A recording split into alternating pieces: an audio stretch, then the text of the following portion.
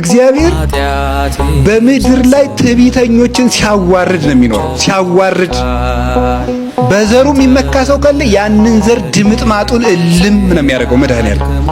እርግጠኛ ሆኜ ነው የምነግራችሁ። እስራኤል ምን ብለው ያስባሉ?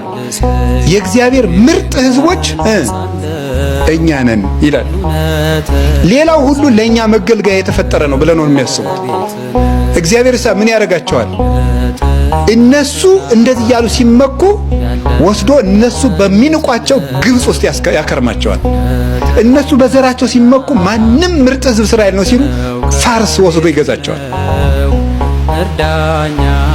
ለዚህ እኮ ነው አያቶቻችን የአብርሃም ዘር ምርጦቹ ሲሉ የዳዊት ዘር ሲሉ የዳዊት አያቱ ሩት ናት፣ ሩት ደግሞ ሞዓባዊት ናት፣ ዜግነቷ እስራኤል አይደለም ብለው እንዲዋረዱ ዳዊት ከሞዓባዊቷ እንዲወለድ አደረገ እግዚአብሔር።